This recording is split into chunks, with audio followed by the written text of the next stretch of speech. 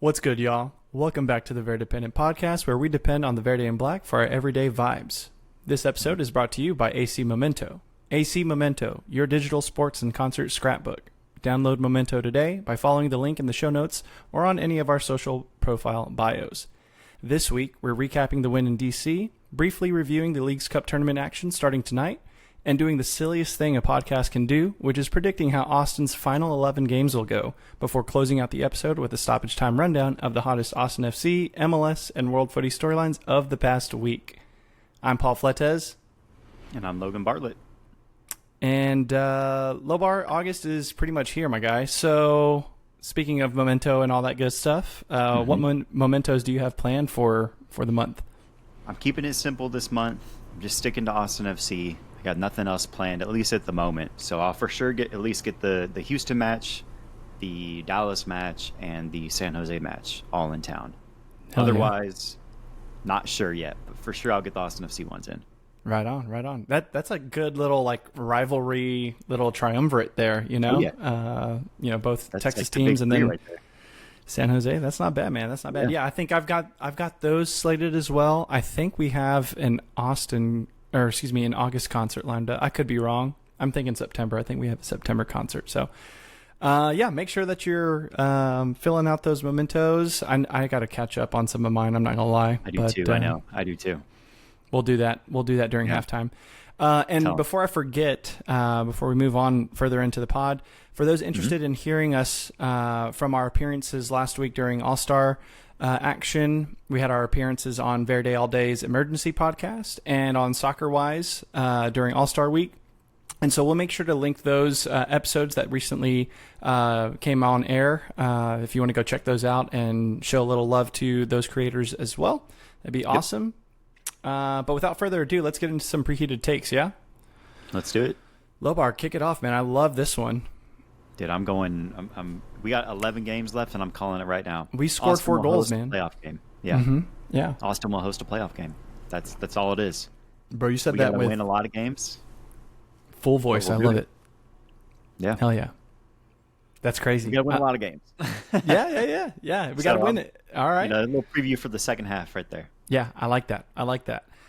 For me, I'm throwing it way back 2023, and this is my preheated take. I've got Austin FC is going to throw it back to 2023 when the club last beat both in-state rivals in the span of a week. Folks will remember it was a little bit of a random oasis in a drought of not a whole lot going on during that, but we comfortably beat Houston and Dallas 3-0 at Q2. It was a good time. Let's run it back, please. We're about to run it back, bro. I like it. But yeah, speaking of winning and all that good stuff, we're going to talk about Austin FC returning to Audi Field after their first trip to the nation's capital 3 years ago to put DC United down in convincing fashion, 4-2. Yep. This was only the second time the club has scored 4 goals on the road, last time being in 2023 away at Minnesota United. Yeah, it's weird. 2023 we think of as not a really good year, but a couple of highlights there. Not bad. I personally didn't get to watch the action in real time, so Lobar, I'm kicking this all off to you to start us off. Give us a recap of the action on the night. What did you see? What did you like? What did you not like? Talk to us. Yeah, happy to run through it for us. First and foremost, we've been talking about him a lot the last few weeks, rightfully so. Mirto Uzuni seems to be at home up top as the solo striker. Yeah. Zero Dark Uzuni, no social media pressure anymore. A clear role, confidence. Having the balls to the back of the net really just put him in a stretch of form that is beneficial for this team. We really need that. What we paid him for. And then, of course, our wingers in Bukhari, and then surprise Owen Wolf on the left wing. Utility player extraordinaire. They both contributed assists, goals, great games from the both of them. They were both on the MLS Team of the Week or Match Day, whatever they call it. And our attack just really stepped it up. What I disliked was some of the refereeing. I think Benteke is a physical player, right? That's another thing. He's just a big dude, Yeah, he is. And I think his Vodsock matched up really well with him. and they had a good game back and forth of like very physical, a lot of grabbing, a lot of tugging between the two of them. And I think the refs got it wrong when they called that penalty at the end of the game. You think so? I think so. Like, yeah. Yes, it's a foul, right? But Benteke is doing the same thing. True. Grabbing his jersey at the chest, he just lets his knees give out and says, all right, I'm falling now, finally, after 90 minutes of them tugging back and forth the whole game. And so it's one of those things where it's like, all right, they're down 4-1 or whatever it was at that point. Like, okay, give it to them. It doesn't do much to change the game. Right. But it's just a silly call, I think. Like, is it a penalty? Sure. You know, like if you called that in our favor, I'd be happy. I'd be like, oh, finally. Right. The way the game was going, watching those two guys duke it out all game and be physical with each other, and kind of exhilarating matchup on the defense for us. Yeah. I thought it was pretty lame to just kind of give that like consolation penalty at the end of the game after that. So that's just me.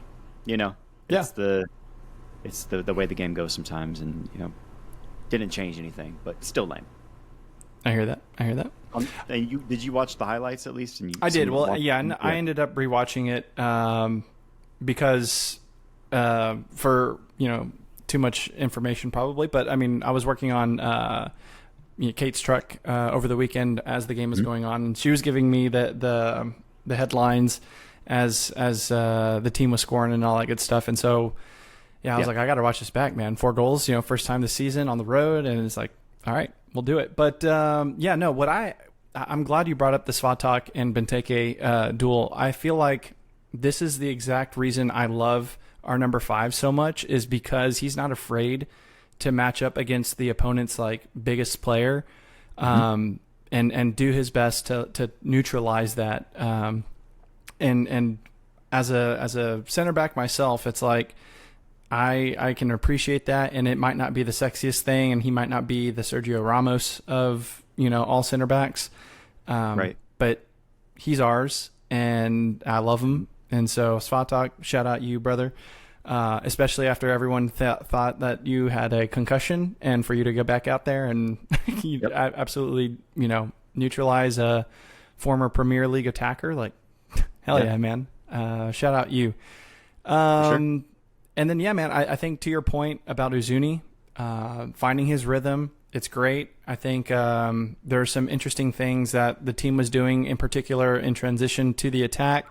I would be remiss if I didn't say this, but like DC is just garbage, right? Like, go ahead. The way they lined up on that Uzuni goal, Heinzike passing it literally all the way from the back line. It's like straight down the channel, straight like wide open.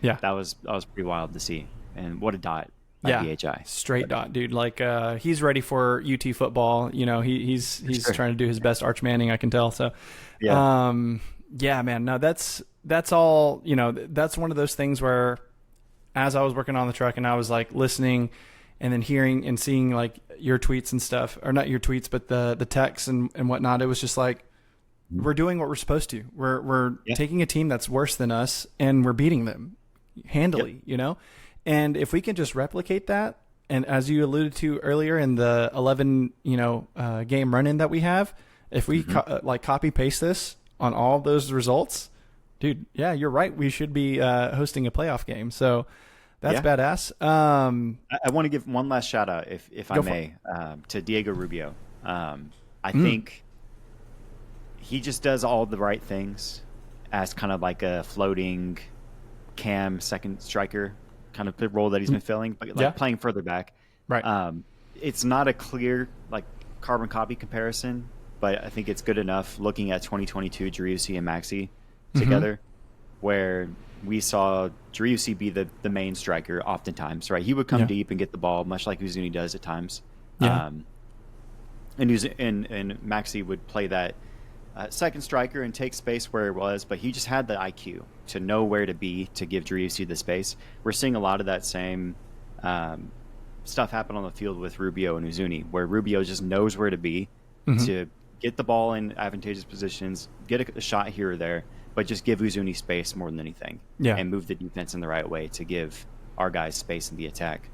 He didn't get anything on the score sheet, if I'm not mistaken. I don't think he had an assist. No. But without him, I don't think Owen Wolf, Bukhari, and Uzuni have the game they do, because he just made the right passes. He's unselfish. Yeah. He really opens up a lot for the offense to give those three guys space. So Shout out Diego. We see you. You're doing a great thing for this team, and yeah, conversation for a different day. But it really begs the question of like, Driussi and Zardes didn't work out. Uzuni and Vasquez aren't necessarily working out together. You know, where both of them are excelling. Like, there's something to that, in my opinion, and we can expand on that another day. But yeah, no, that's an excellent point. Yeah, and I don't think you're the only one to make that observation. I think a lot of other Austin FC fan circles are kind of scratching their head as to, you know, like, what does this mean when we saw Myrto kind of on a rut of form early on this season, and Brandon kind of pick up the slack, and he was the leading goal scorer and the main threat. And now that the roles are reversed and Myrto's finding, you know, his rhythm and Brandon's out, it's like, yeah, what do we do with those two pieces? So it's interesting when you have two like top dogs up front, right? Where like Uzuni would get frustrated. He gets frustrated when he doesn't get the ball, and I think rightfully so. He's, you know, getting paid all that signing, money. bro. Paid so much to get him here. Like, he's expecting to be the number 1B option, right? With that, when Vasquez is healthy. And so when you have a guy like Rubio who just is here to play a role, like his ego is completely out the door. He knows to feed Uzuni, feed Bukhari, take his opportunities where he gets them.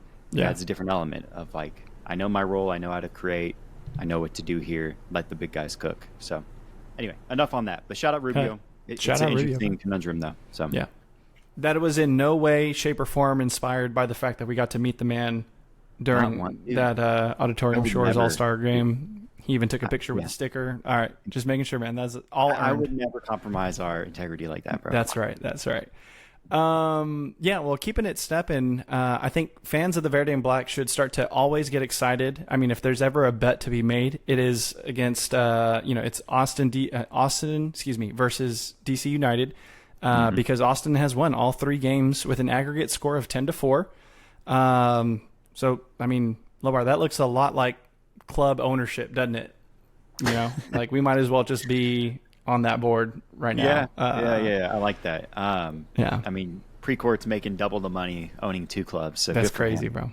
Yeah. I mean, you know, they're a shitty team. And so this is what we should be doing. And I'm glad to see that at least in one case with a team like DC United, Austin is capitalizing on those opportunities and being the better team. You know, they're a better team on paper, better team on the scoreboard. That's what I like to see. Let's replicate that a little bit more with some of the other clubs, right? Please. But I'll take it where I can get it. So yeah.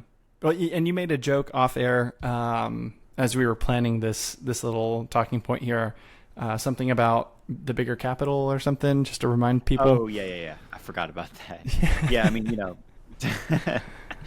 we have the bigger club, the better club, the bigger capital building. It is what it is, bro. Big capital energy, G. That's what we do. Yeah, exactly. Yeah. DC wishes, bro. Our rotunda is bigger, bro. Oh yeah, bro. We fly our flag just as high. That's right. That we do. Well, I guess that's our cue to keep it moving into halftime, which I put here jokingly. Leagues Cup is happening. Go look it up. Which is my kind of harumph. I mean, it's true. That's my harumph. My protest.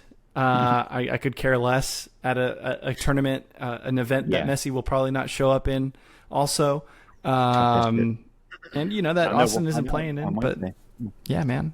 Yeah. Although we are hosting, I say we, but Q2 Stadium will be hosting a League Cup match in the near future. So there's something you know for folks that. Which games those were? I don't. Let me see if I can pull that up. But what I will say is you can look that up, and then what I'll do is just provide a general overview, which was the goal here.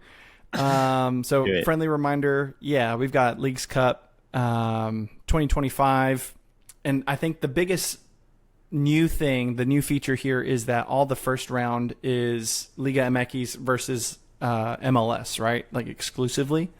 Is that right?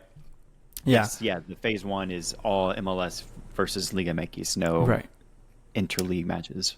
Yeah, so all the MLS sickos that are always like it's better. I'll count myself in there. I think that MLS is better than Liga MX, as proven by the very illustrious All-Star game that really matters to everyone. Yeah, so we've got 18 MLS sides, 18 Liga MX sides, and I believe that was just taken from the playoff tables, right, from the previous plus season. San Diego. Yeah.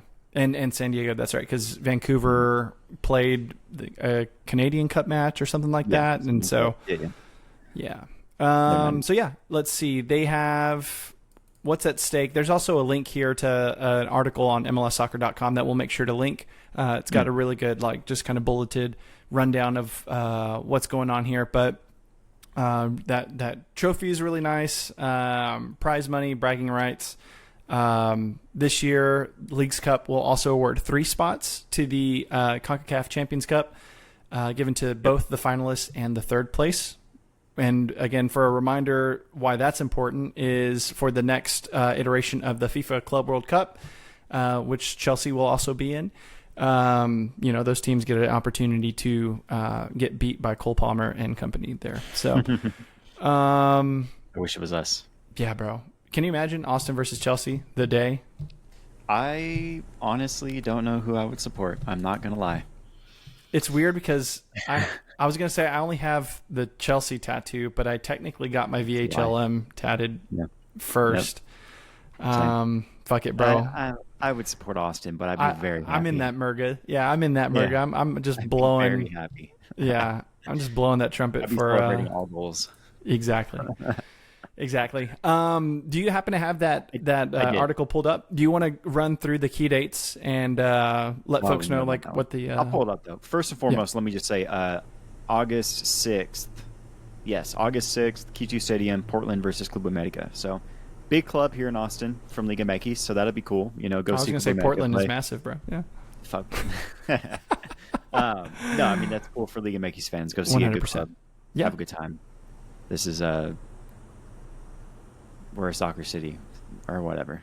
Whatever you say to that. Bro, don't do that. Don't do that. This is a proper soccer town, bro. Like no. We 100% are. I'm saying, like, because of this game, we're a soccer city. Oh, now. What did you want me to do? Key dates?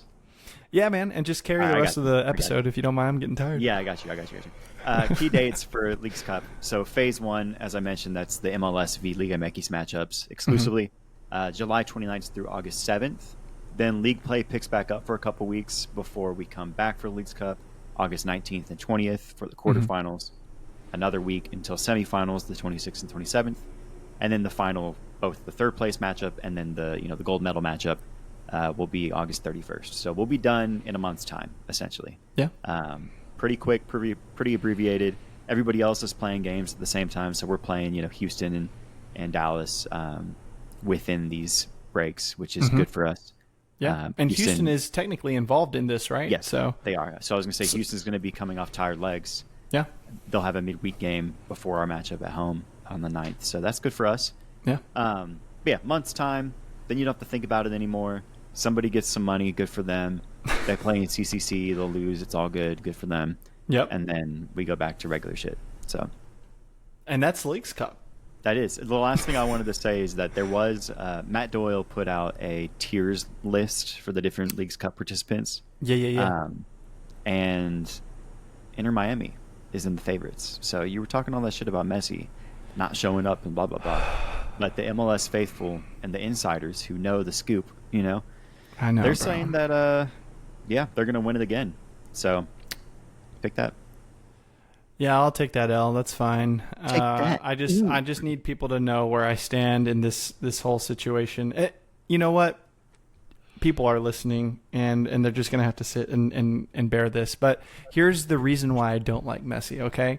It's got nothing to do with soccer. It has everything to do with classism, bro. Classism. Okay. Because my dad, worked at a machine shop.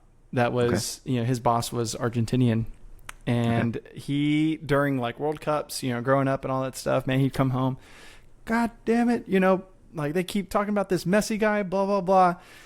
And just That's where that seed was planted, bro. Like, and also when Argentina would whoop up on Mexico, dude. I mean, you couldn't stand it. Personal. You know, Personal. it is a little bit of a, I've got a chip on my shoulder there against the GOAT, but A little learned behavior, bro. That's all it is sometimes. It's okay. it's all we are, dude. We're just a sum of our learned behaviors. Anyway, sorry to get therapy desk on you, but for folks that they're like, why do you hate him? It's got nothing to do with his talent, bro. His talent is clear, but he's all right. I have some stuff I got to work out. Okay, You're fine, bro. I'm gonna figure that out. But anyway, I'll be here all day. Yeah. What I do want to work out is when we come back from this break is how these next 11 games are going to go. So What a transition. if you will sit tight for just a quick second, we'll be right back and get through that. Yes, sir. Let's do it.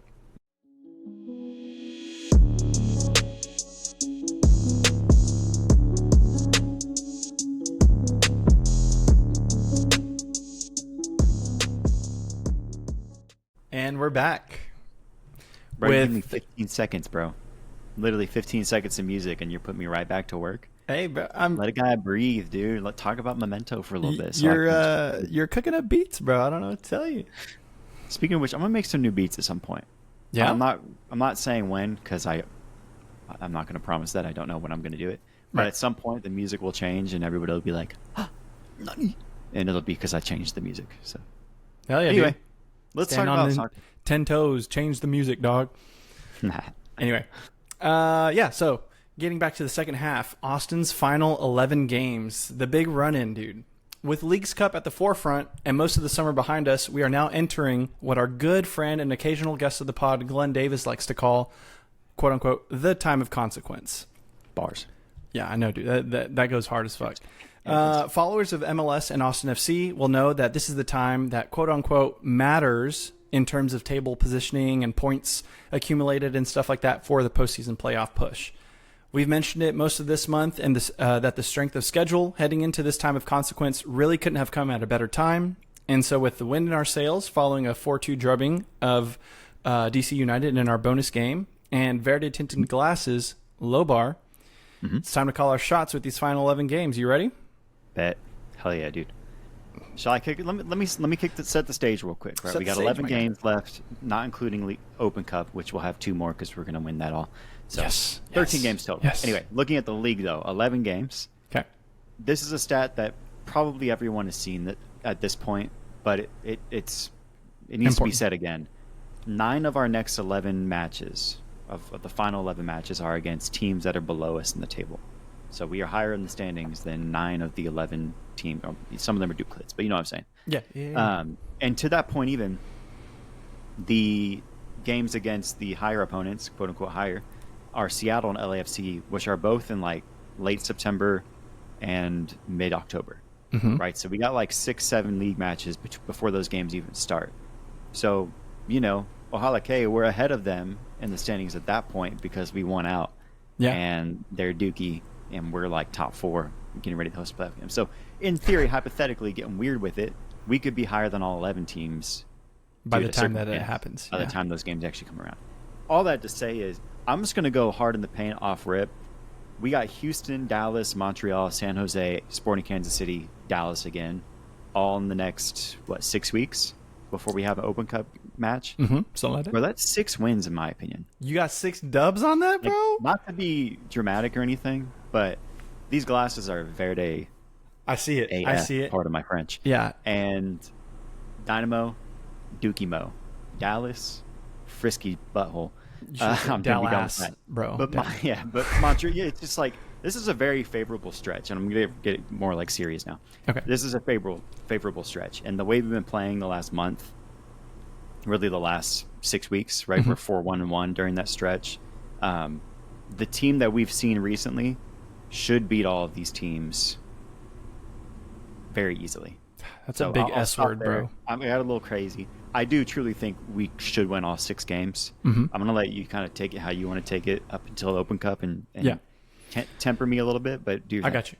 Yeah. So I love it. I love the optimism. I love the Verde tinted glasses. I just know that making any sort of predictions, bro. In this league is just a fool's errand. We do this every time, and I come back to this mic somehow just like forgetting that like that important fact. Look, but I didn't set this episode up, bro. You did. You're the one making us. I know, because I'm excited, bro. You got me pumped about these upcoming games, and so here's what I have. I'm gonna frame it this way. How about that?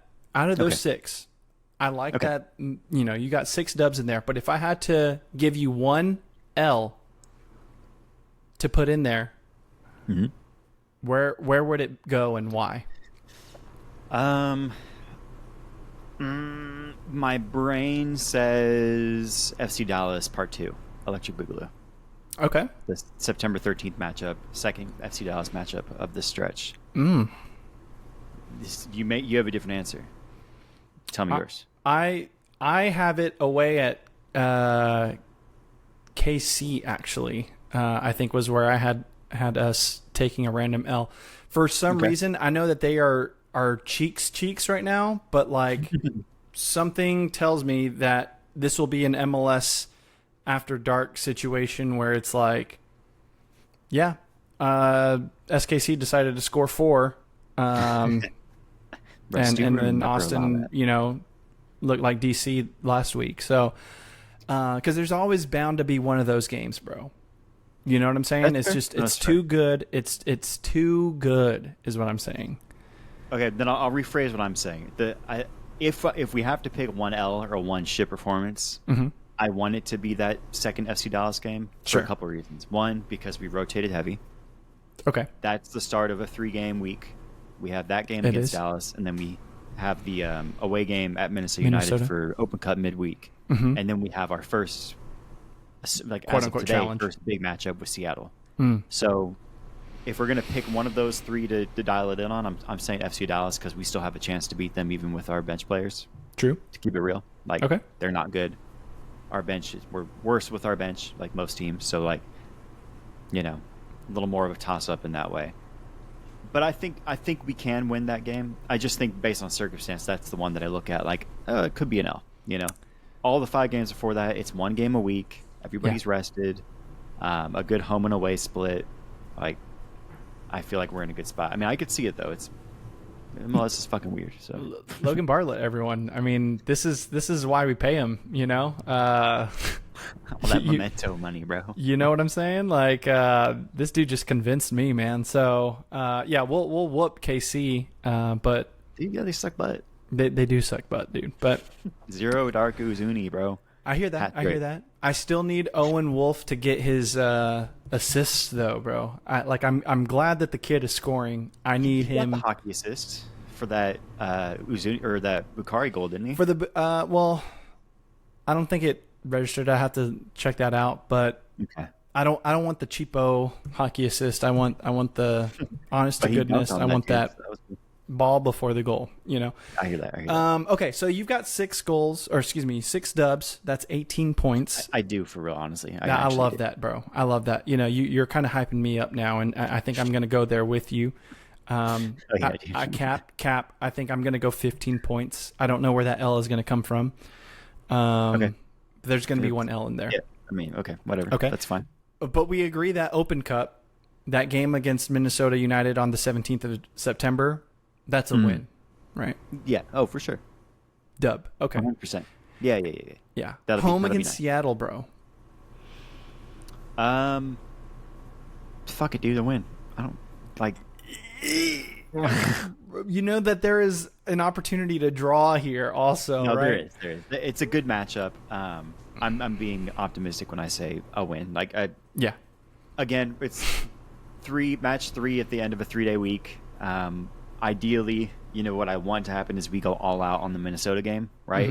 Yeah. And I could see a draw here, right? Yeah. A lucky draw where, like, Seattle, one of those, like, oh, they should have won on paper, but we squeezed out a counter-attacking goal from Hadar Obrian gets his first goal contribution of the year kind of thing. Like, oh, shit, how do we squeak out of this? I can see one of those, but I think a favorable result. I hear that. Okay. Yeah, no, I I'm with you in the sense that we should put all the eggs in the basket for the Minnesota United semifinal game. And so if that means a draw or a loss against a Seattle that is, kind of on the bubble of like 4, 5, 6 places, I'll feel good about that. Salt Lake.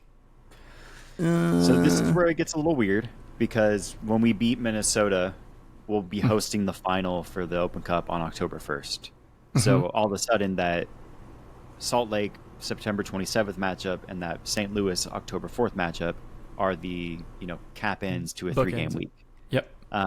So I'm going to real quick do some very quick Lobar math and say that 3 RSL win. I love that, dude. No, RSL is literally right behind us in the standings. They have as many wins as us. They have more goals. They're 2 points behind us. Granted, we have a game in hand. That's pretty cool for us. But all I like to say is like they're close to us in competition. They're below us, but just barely. Based on random MLS stuff. So I could see that being a game where again we rotate out of necessity to prepare for the final, for the Open Cup final. I mean, and then maybe get a draw out of it. That could be a loss. Honestly, I'd rather it not be just because they'll likely still be near us in the table, so that has big implications for decision day. Yep. But I could see that being one, or fuck it, we go all out for RSL, we go all out for Open Cup final, and then St. Louis we let the boys rest because St. Louis is Dookie Cheeks, right? So I could see it that way. I want a win against RSL. I could see a draw, maybe even a loss, depending on which end of the 3-day week we rest on. So I'm going to go at least a point so that we stay even in the standings with them. Because I think Estevez will know like it's important at that point to really face your big competition up, even with the Open Cup ahead. So I'll say at least a draw for RSL. We win the final, obviously, on October 1st versus literally throw anybody in front of us. We're winning that shit. Yeah. I couldn't even tell you who's on the other side of the bracket right now. And honestly, I'm not going to look it up. So That's fair. Ooh, that's fair, bro. Ooh, he said whoever, bro. Just line them up. I like that. Okay. No, that's fantastic. Now, St. Louis is an interesting one. Give me your thoughts on that. Well, St. Louis, didn't they just come off of like a really good result? Give me 1 second. Yeah, but they have 18 points on the year, bro. So like, I get that. I get that. LA Galaxy had a good run of form. League is fickle, brother. Like I'm telling you, they hold on. That's cap. They definitely lost 2 in a row now. Okay, yeah, let's smash them. I just want to. I said this quietly. They have a friendly with Aston Villa tomorrow. That's good for them. Oh, cool, man. Yeah. That's not part of the summer series, is it? No, because that's all Premier League teams. Anyway, who cares about that? Chelsea's not playing. Anyway, I was saying, like, that's cool. They're going to get their ass kicked. That's a weird thing to do in the middle. I mean, they planned that well in advance, obviously, but yeah. Well, I'm pretty sure Austin is apparently reported to be doing a scrimmage of some sort during this Leagues Cup break. Behind closed doors. Little Louisville. Return to El Paso, bro. Okay. Yeah. El Paso would be tight. Yeah. I low key just want us to play FC Tulsa, dude. Is somebody there? It's like Freddie Kleeman there or some shit. He might be. I don't know. No, I really like their logo. They've got cool colors and. It's kind of like a. It's like a sparrow or something. Yeah, looks like the LA team logo. Yeah, a little bit. Mm-hmm. And I don't know if anyone remembers or knows of this YouTube footy creator. His name is Matt Sheldon, but he does the Become Elite YouTube channel or whatever. Does he do game recaps for his own? He does game recaps. He used to do a lot of like, how to train and stay fit for like a professional athlete in like USL level. Yeah, that's right. And he's been doing that since college, like out in California. But anyway, so that was a brief stop for him, was FC Tulsa. I think that was when I started following him. But anyway, all that to say is that's the scrimmage. Going back to St. Louis, who has a scrimmage against Aston Villa, they'll get dropped. And when we play them, we will also drop them. So, dude. Yeah. Then we got LAFC's rescheduled matchup at home. And we'll do just before decision day. Okay, timeout. Do you want to do the double again in the season like we did in 22? It's a home game. Yeah, man, it's a different club, man. I'm not worried about the can't do it three times. You beat them twice, but you can't beat them 3 times. Like, this club is different, bro. I don't know. Yeah, they're fighters like that. I will say, bro, that is during ACL weekend too, and I will not be there. Okay, that's fair. I'm not going to ACL this year, so I'll make sure to be there in your honor. Yeah, I will be watching it at the big screen if they put it on. It's at 5 p.m., so you won't miss a headliner, in theory. Yeah. I know, dude, but who's playing at 5 p.m.? Do they have the schedule yet? They probably do. We'll look at it. We'll figure that out when we get there. But anyway, the game that I am most nervous about, just ironically, happens to be San Jose at the end, bro. Yeah. Away at PayPal. Always. I mean, it's every year. It feels like it, right? But I think it's technically only happened 2 other times or 1 other time when we were in London. I don't pay attention. Yeah, that definitely happened there. I remember that. Yeah, and if it happened there, it happened. That means it happened every year. You're right.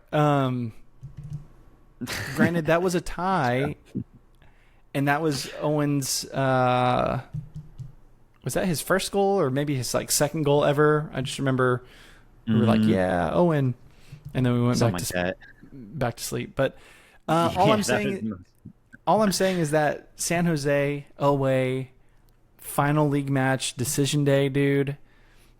In theory, if we've gotten all these points, I'm fine. I'm okay with whatever result this ends up. Now, if we get 2 L's that don't belong in there, I'm nervous for that one. Yeah. Because they'll be wanting payback for what they would say is a stolen quarterfinal game. Yeah, we beat them. Yeah. But, yeah, man. So you literally have all wins and a draw. Fucking yeah. That's crazy. I mean, so I'll say this. I think we get at least, let me do some math here. I think we get at least 6 wins minimum. Like we got to get 6 wins to make sure we're in the playoffs for real. Yeah. We'll be over 50 points then, 51-ish. That's a good spot to be in when it comes to trying to host a home game. Yes. I could see us winning up to 7-8 games pretty easily. And then the rest is just dependent on rotation, injuries, Open Cup, all that kind of stuff. Like, if we lose 2 games because Open Cup rotation and we win the Open Cup, hell yeah, dude. You know, right. Or if we end up like 7-2-2, yeah, and those results, the 2 losses and 2 draws, are like the bookends around Open Cup each time. All good, bro. Like, we won Open Cup. I'm cool. We also got 23 points out of that 11 games. That's pretty awesome. Yeah, we've probably only done that once ever, maybe, if that. Right. Yeah. You know. So I'd be a fan of that. Yeah, no, I hear that. And then we'll make sure to link this, but for those that follow Ben Wright on Twitter, he posted this kind of projection for the MLS conference playoff pictures.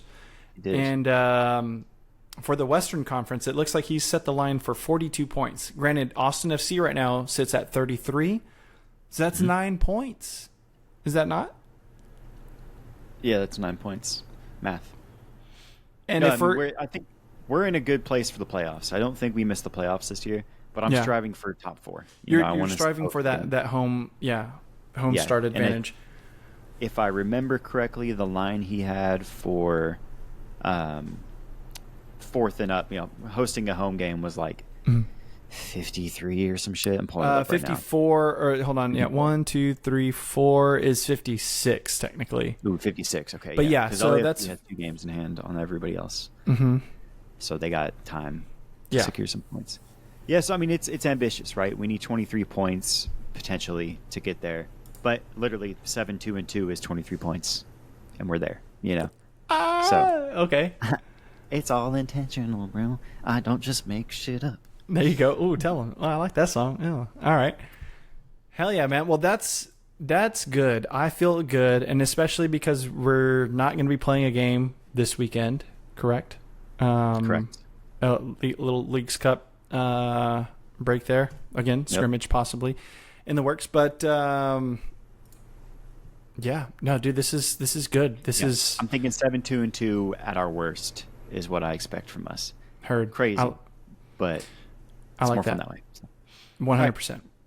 Well, let's get into some stoppage. Let's close this out and send everyone happy and proud to be a Verde fan. So, first point, we have Vancouver Whitecaps signing Bayern Munich legend Thomas Muller on a 2-year deal, which sees him as a TAM player through the end of this season and then a DP in 2026. That's pretty cool, dude. That's crazy work. He's a lot younger than I thought he was. And by a lot, I mean, he's 35. I thought he was like 38, 39 already. Sure. Luka Modric type. Yeah. So that's pretty cool. I mean, that's like, he's still good. Yeah. Like he's not, his production definitely dipped this last season. Only had a handful of goal contributions, but like, it's just, getting a TAM player or getting Thomas Muller as a TAM player is good business. So cool for Vancouver. They got Brian White. They're good. That's true. Yeah. Yeah, I think they were looking to fill in, if I'm not mistaken, that Pedro Vite kind of role. Mm-hmm.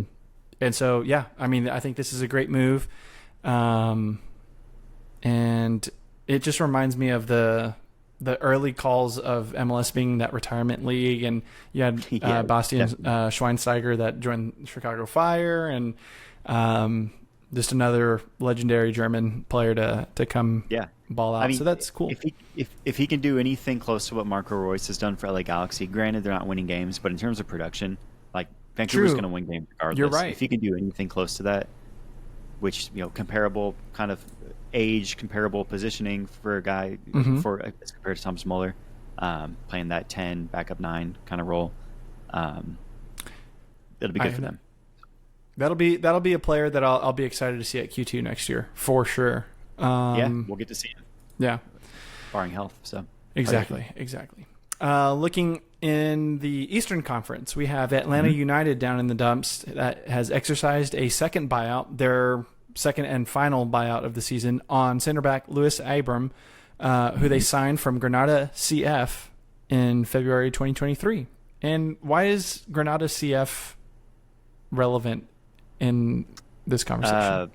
Pura Pinche, is that where, I'm about to be dumb if I'm wrong, is that where Zuni's from? That is where Zuni is from. Okay, cool. I don't think they played together ever. I think he was actually out on loan just as Zuni was coming into the club. Okay. But I was like, that's just one, that's a funny little connection there. But also, Atlanta United is down bad, bro. I mean, it's interesting too, because like, people are going to be like, who? Naturally, because it's like a random center back from a team in the East Coast that we don't follow. Right. But the dude he's a regular for the Peruvian national team. Like, he should be on paper a quality player, right? He's coming. Right. He came from La Liga, which is, Granada is a good team. Like that's good comp. You're getting a guy that on paper is a good fit, and they have to buy him out just after a couple years. Yeah. Which is tough, So, yeah, I mean, I'm glad we drafted fucking backup you, Timo you. Yeah, Timo right. You, whatever the fuck. Yeah. Well, I think the other part to this is the fact that, exercising your second buyout, one, it's smart, but it also signals like, damn, like they're really trying to figure out this restructuring of the roster. And I kind of hope that Austin FC, I don't think we're in that bad of form. No, everyone's kind of talked about the fact that there's just a handful of rosters that, if that, I think it's mainly just the Julio roster that we need to get out from under. But anyway, I think we're fine. And we're not Atlanta United, thank goodness. Yep. Anyway, looking over across the pond, we have England. Sorry, I don't know why I paused there, I think for a dramatic effect. But the English women's national team beat Spain in the women's 2025 Euro final to become back-to-back European champions. And I think there was a list of other accolades that came with that win, defending a title in sovereign, or in foreign soil, and Chloe Kelly's, fastest kick, whatever. Like, Yep. Fastest kick of the year. I think Yeah. just ahead of whatever his name is, Isaac. Yeah, Alexander Isak. Yeah. No, it's. I mean, I called it. Let's just say what it is. You did. You were like, "Oh, Spain's going to win," and I was like, "Have faith." And then our Chelsea lion herself, Hannah Hampton, held it down for the crew. She sure did. So talk shit, get hit, but no, it's good to see. Obviously, women's soccer is on the rise. I think there are some stats around that you've linked here, but viewership is up over 50% from the 2022 final. That's massive. That's a big jump, bro. 50%. Yeah, the average across the board for all games was 100% in viewership. Semis up almost 200%. Like, viewership is on the rise. 4 years did a lot, or I guess 3 years. It's the COVID year, but 3 years did a lot for women's soccer. And yeah, man, competitive, good comp, good games, a lot of penalty shootouts, a lot of dramatics around the tournament. So yeah, hell yeah, dude. Glad we got to see it. Hell yeah. And I guess staying on that wave, our next point kind of touches this and the NWSL here in a little bit. But we have English defender Jess Carter missing out on the post-final celebrations for England because she's returning to NWSL to be ready and available for Gotham who returns for NWSL action against, if I'm not mistaken, I think it's Seattle Reign. Right. Yeah. But yeah, that's wild. Like, how locked in are you to miss your national celebrations? You get your bus tours and all that stuff that you miss out on. It makes me, one, they got a good one. Angel City does. Like, that's some real locked in shit, like you're saying. Gotham, rather. Yeah. Gotham. What did I say? Sorry, Angel City. Angel City. Mm-hmm. Gotham. You're good, bro. You're good. That's real shit right there. Mm-hmm. Two, it just shows it's so interesting, right? Like, obviously I'm newer to soccer in the grand scheme of things, even more so with women's soccer just the last couple of years, following Chelsea and now San Diego and NWSL. But it's so funny to see, or it's just an interesting reality where, like, men's soccer in the U.S. is so far behind in terms of, like, respect and pedigree compared to women's soccer. I'm just not saying anything profound here. It's just saying coming what to it it. is. Yeah.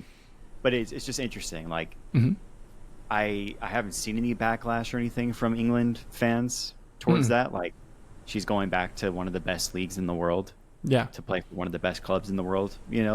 So no one's like, oh, how she goes back to the U.S. and misses the parade. Like, what? That's bullshit. No one's freaking out, at least from what I've seen. I'm sure there people are, but it's just cool to see that NWSL has that respect and pedigree to where, like, that can be the norm.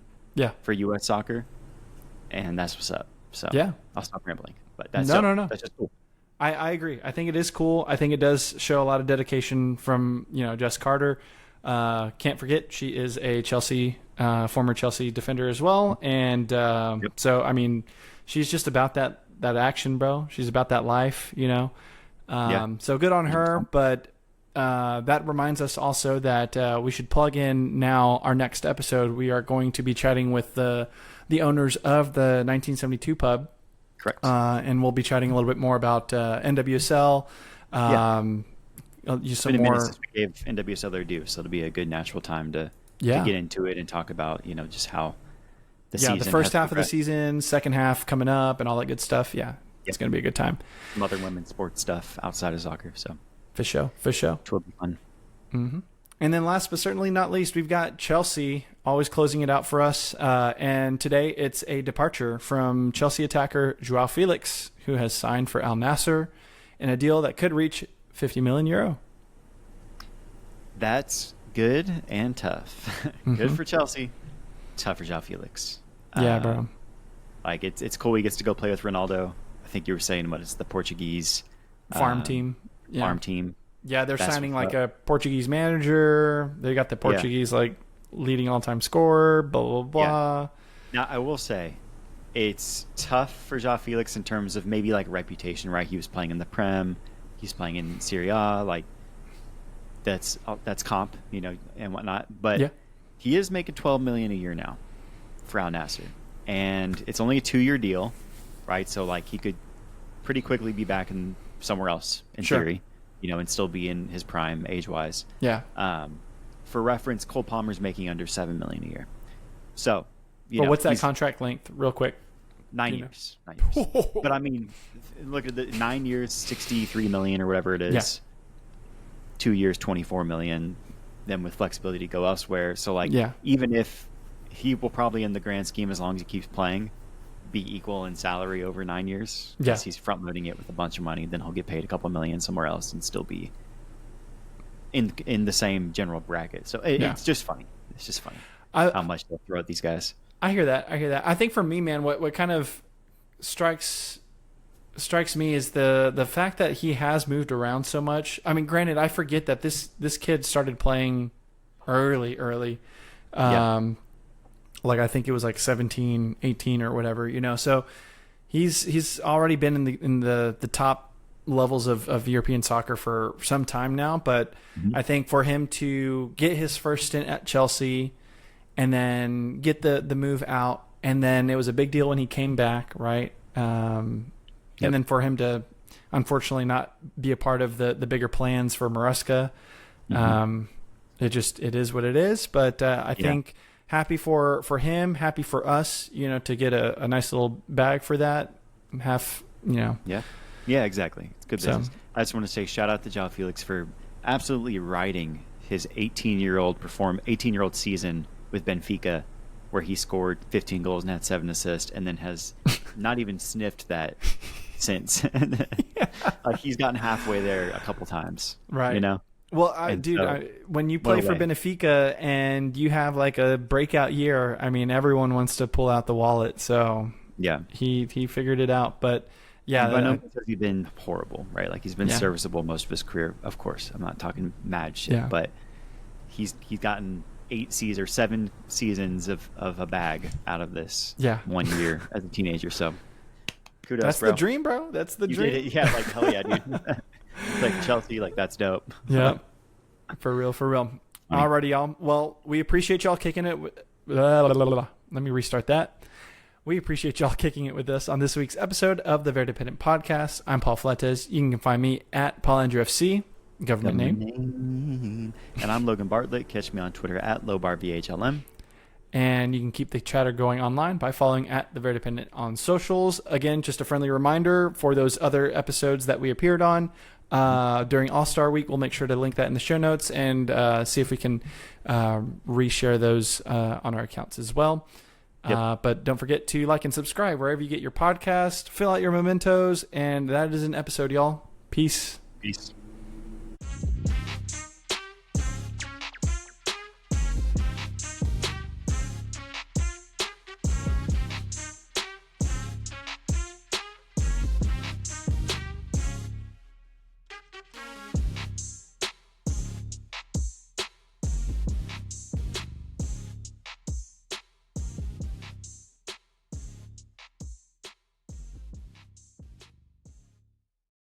Oh, why are you screaming at me? Oh my God.